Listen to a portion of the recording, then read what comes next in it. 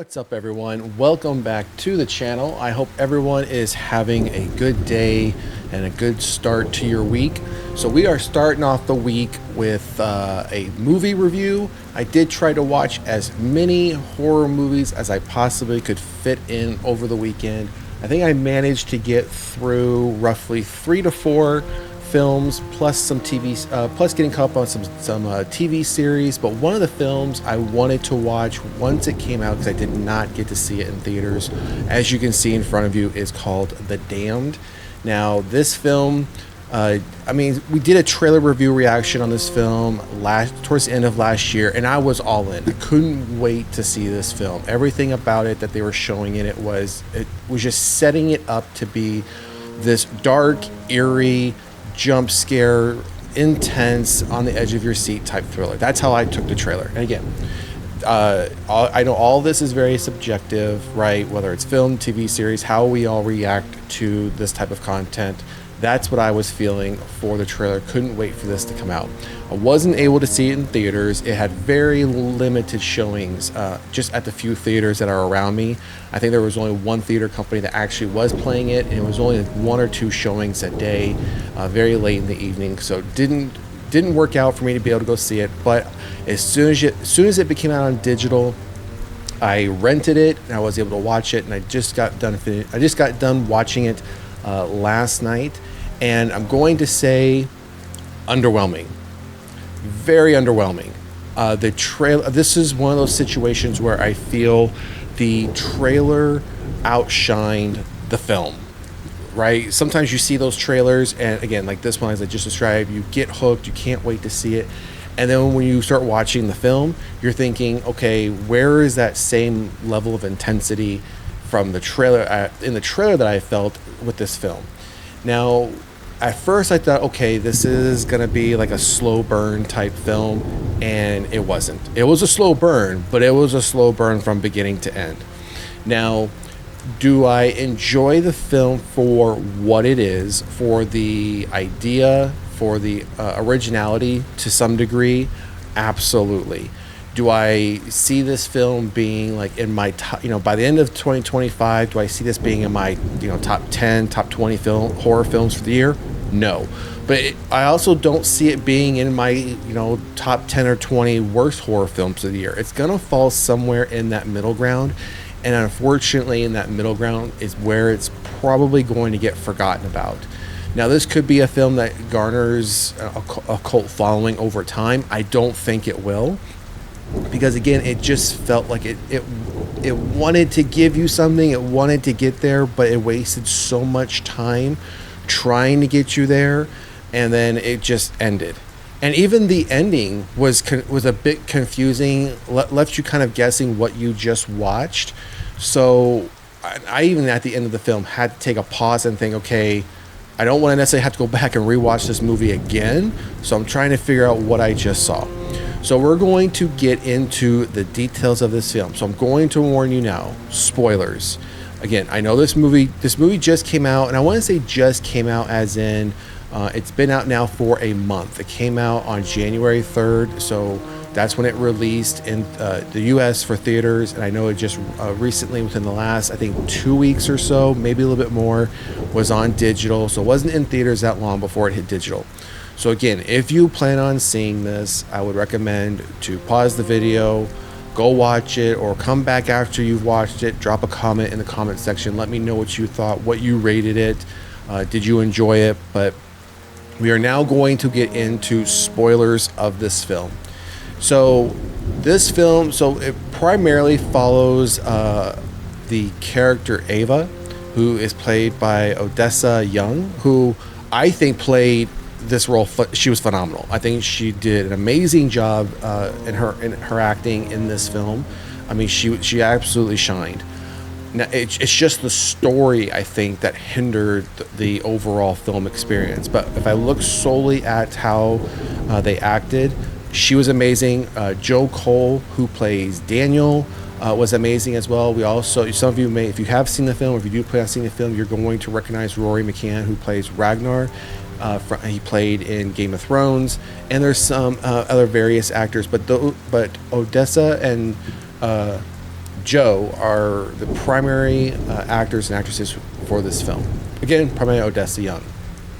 So let's get into the details of this film. So Ava, if you didn't know, and I learned this when I started doing the trailer review for it earlier on, this is all filmed on scene. So it's where, it's real snow, real icebergs, real cold, and you can tell it's not just their acting that's getting them through this. You can tell just how miserable cold they are, and that's the whole point of this film as well. Obviously, where they're at is a very miserable place to be, and you almost have pity and feel sorry for the fact that the current situation, not just the fact that they're filming, but even from a historical time period piece perspective, that this is what people did at the time. Absolutely horrible conditions to be living in. So Odessa plays Ava. She's a young widow. It's the 19th century, and she is managing it's a remote fishing outpost in the Arctic, and she inherited this, as I mentioned. She's a widow from her husband. Her husband's name was Magnus, and he had died in a shipwreck. He had died in a shipwreck around the jagged rocks called the Teeth, and these jagged rocks, the Teeth, do play another part earlier on in the film, which we will get to. So this outpost, it's very remote, right? You can't necessarily get to the nearest village because of how much snow there is, the rough terrain, how cold it is. So they're very secluded where they are with this group of individuals. So Ava, she's the one. It's her outpost. She owns the outpost. She inherited it from her husband, who had passed. Now the issue here is that it's a harsh winter time. They have minimal to no supplies, and one of the things that they live off of is obviously fish. So they go out into the waters, fish, and bring that back in. They use bait in order to do so, just like you would any other time. However, as the movie goes on, one morning they recognize out on those Teeth, the jagged rocks, there is a shipwreck.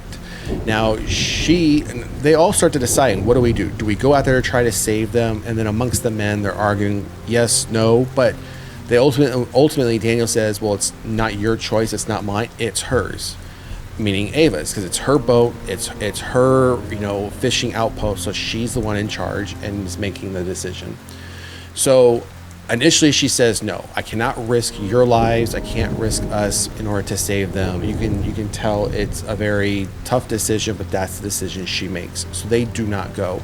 Now later on, a barrel, when she's out on like the beach, she notices a rope, starts to pull on it, and it actually is a barrel that washed up on shore from the wreckage, and it's a barrel of salted pork. Now she has a brief conversation with one of the other characters, Ragnar, the one I mentioned, played by Rory McCann, and they have a brief back and forth on should they or should they not do it. So she eventually changes her mind and decides, okay, let's go out there. So they wait until nightfall. They go out there. They don't recover much of anything, but what ends up happening is there are survivors out there. They're clinging to the rocks, and as soon as they see the ship, they immediately all jump into the water and start, I don't want to say attacking, but trying to get on board the ship. And now they're fighting them off, trying to keep them from tipping the boat over, from getting in the boat. And unfortunately, this is where Ragnar meets his demise. He dies in this effort to keep them off the boat. And Ava is attacked by one of them and is eventually saved by one of the crew.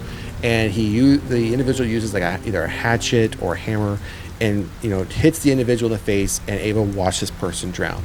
Now the reason I'm pointing out this specific individual being killed is because they come back in a way later on in the film as things start to turn a little evil, intense, so to speak.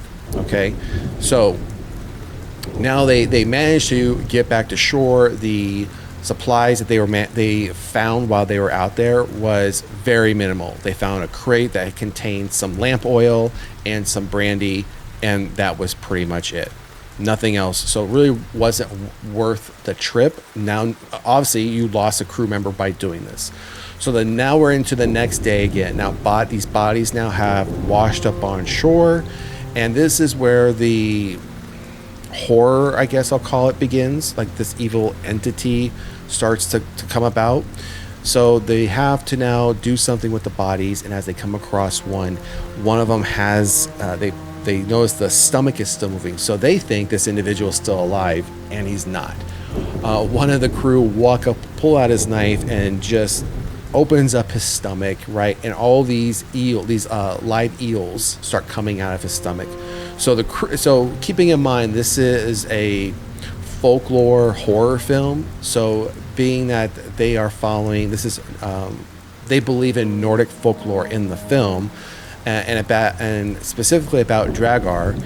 They think that's what this is now referring to. This is now Dragar is coming about. However, Ava now starts to, on her own, after this occurrence happening, starts to experience visions and dreams of a figure. It's a dark figure. We don't know what it looks like. It's just almost like a shape, so to speak, right? And there's another woman within the crew. Her name is Helga, much older, and she warns Ava of Dragar, and the only way to get rid of him is to burn him in order to stop the torment. Helga's also putting around in certain areas of villages these like little I don't know what you would call them, like these tied up Nordic symbols in like rope in order to fend off Dragar. And Ava's doesn't want those around because she doesn't want the crew getting any worse off than like bringing their morale down any more than it already is. So as we continue through this story, they actually have some bit of good luck. After a fishing trip, they managed to have a successful catch. They were managed to collect quite a number of fish, so now they can feed themselves plus have food on hand. However, that doesn't last long. During a celebration that night, they're all drinking and everything. They're all having a good time, but by the next morning, all of their stores, is gone, and Helga is now missing as well.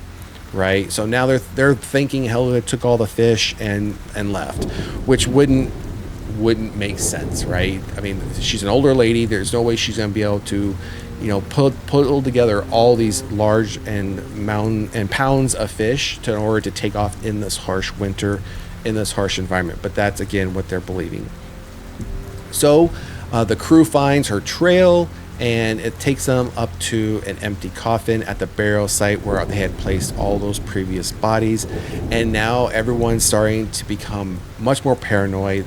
Some of them are now starting to have the delusions, and this is where they start to turn on each other, right? So they end up, unfortunately, one of the crew members ends up getting killed by another with a hammer up to the back of the head because, again, he attacks another. And again, it's like one by one, each crew member starts to have these delusions or these visions that drives them crazy. Now, it doesn't happen to all of them, but for the vast majority of them, it does happen. So, in order to get rid of Dragar, Ava is determined that we need to confront Dragar and get rid of him, set him on fire. So, now that there's roughly 3 or 4 of them left, they go out to try to locate the burial site because it is now fog covered. There's a storm ensuing, and they get separated or split up. During this time, Ava comes across Helga, and she finds Helga's body, but Helga was found and she is frozen to death down on her hands and knees. So it's almost as if she had found Dragar but perished because of the cold conditions. So nothing can be done about her. They take her body back to the cabin, and this is where now Daniel, who was previously injured in a boating accident in a previous day, starts to have the vision, starts to go crazy, and he attacks Ava. But he holds off and he's able to fight this entity, this Dragar, and doesn't kill her, but ends up killing himself, ends up slicing his own throat and dies right there. So now we're just down to a few crew members, and that is it. Now, Ava then encounters later on Dragar, who then gets, so she is like almost like the final girl, so to speak. She gets into a battle with what she sees as this entity, as this thing, and she manages to grab her husband's old gun, shoots the creature, and then while the creature is shot and wounded, hurries up, douses it with some sort of liquid. I'm not going to say it's not like lamp oil or anything like that. It looks like almost to be like an alcohol that they would have consumed just based on the jug that it's in. Sets the place on fire, and that's where we believe it ends. Now you would think that's where it ends. They caught the creature, they killed it. However, as they're watching their home and their cabin burn down on this coastline, the scene zooms in on Ava, and now we get this flashback, which is now supposedly what was really happening.